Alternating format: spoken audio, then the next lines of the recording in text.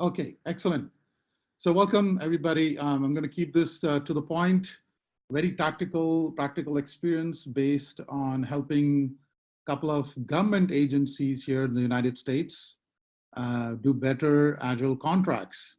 So I'm going to cover a quick introduction to set the stage, talk about challenges with current contracts that the government uses, and 3 tweaks that can be made to fix these contracts. So many of you may probably not know the statistics, but a lot of government contracts actually do not deliver the scope. And the number is staggering. It's actually 41%. So, and the cost is more than $7 billion. This problem is mainly because traditional government contracts are focused really on defining requirements up front, a lot of time spent on that, expectation of all the scope to be delivered, and success is measured purely based on whether it was delivered within budget and time. So the typical challenge is because they're using the old waterfall process or mechanism to manage these contracts. And it starts primarily because they spend a huge amount of time in defining all the requirements up front, creating a financial structure which is not supportive and adaptive enough to reflect and react to the learnings and the value that the organization wants to achieve based on the feedback that they're getting from their end users.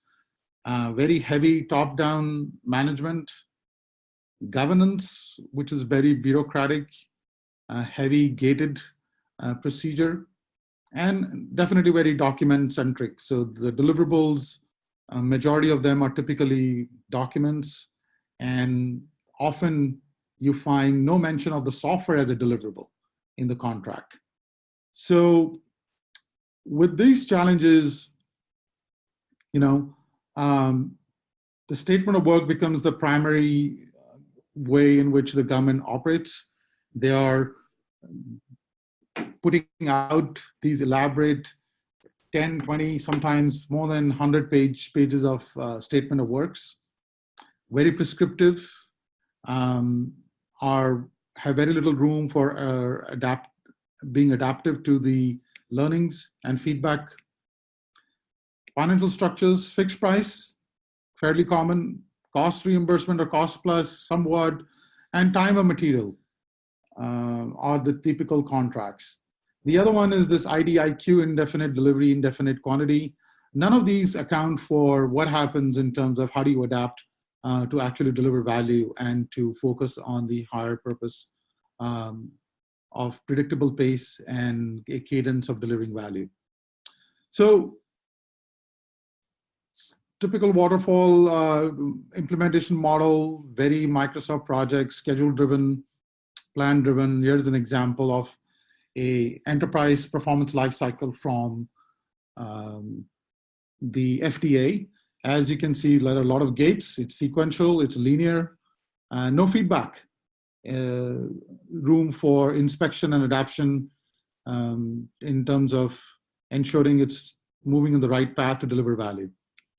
And as I mentioned, very heavy focus on output. A lot of work breakdown structure, discussions, baselining. So these are the challenges with the current environment and the current contracts. So what is the solution? There are 3 simple tweaks that I believe we have been able to use effectively to show how this results in a better contract for using agile methods. The first is to use a statement of outcomes rather than a statement of work. A statement of work focuses on deliverables, which is output, whereas a statement of outcomes is purely focused on identifying what value is expected. Second is to provide a high-level product backlog and a definition of done. So there is a clear upfront expectation of what constitutes getting over the finish line and what it is that the vendor has to deliver over the finish line. And the last is to change the structure around buying a team for a fixed price by identifying a fixed number of sprints or releases.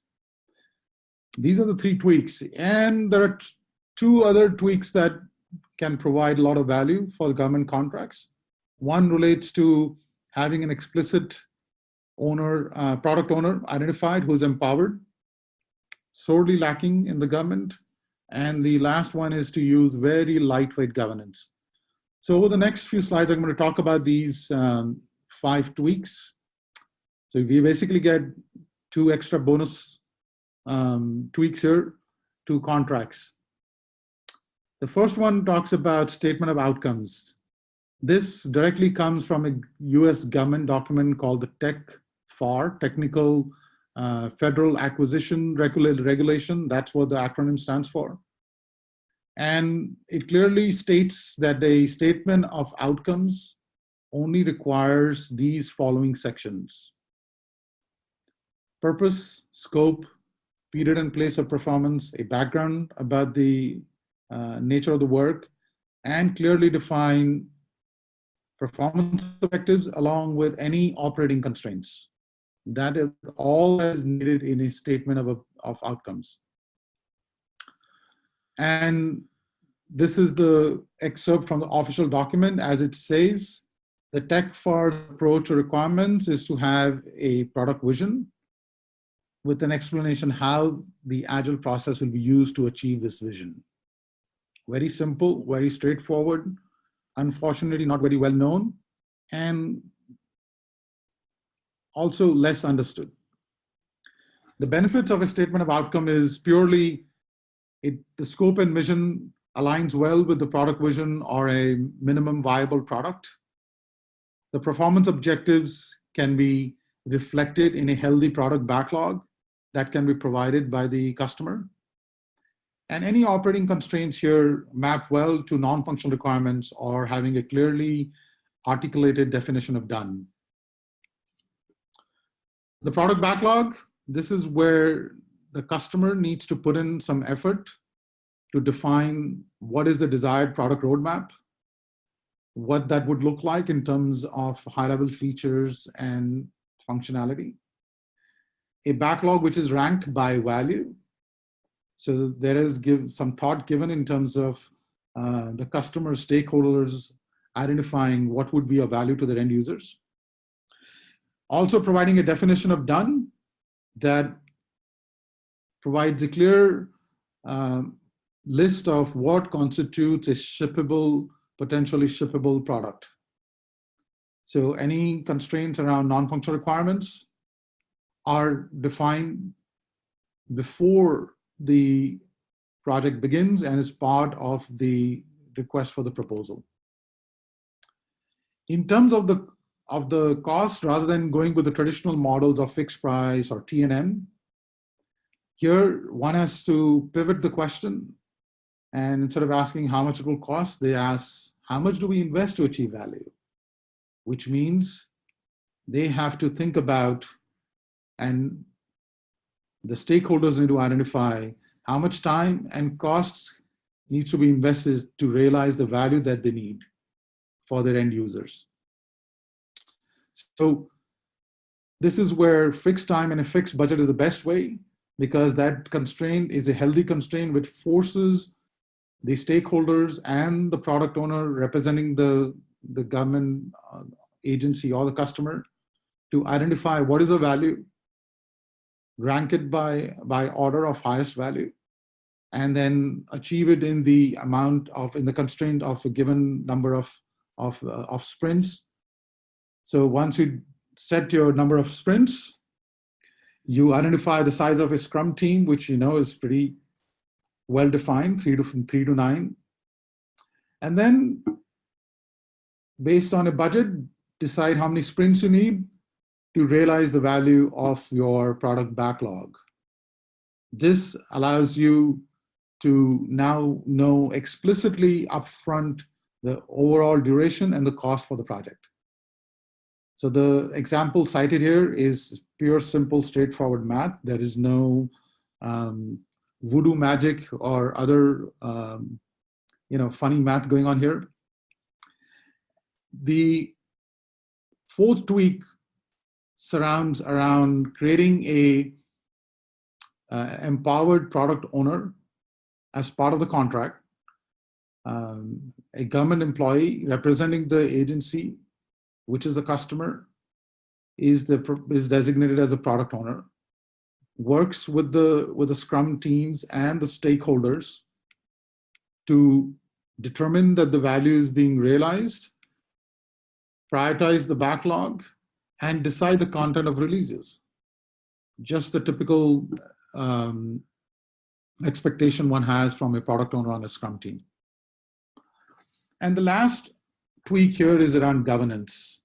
I know this is institutionalized in several government agencies around heavy dependence on gate reviews, but that provides a lot of friction in terms of agile delivery, and it slows down any motivation that the team has to deliver value quickly and on a predictable pace. So one has to evolve to use very lightweight governance where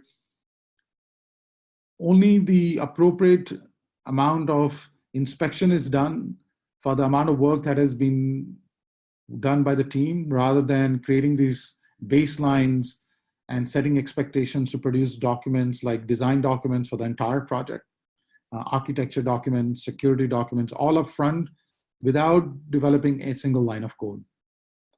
So to summarize, the 5 tweaks here are purely simple, straightforward: creating a statement of outcomes, providing high-level product backlog with a definition of done, the customer buying teams for a fixed number of sprints, the customer designating an empowered product owner, and the customer adopting a lightweight governance. And all of these are formalized and explicitly articulated in the contract.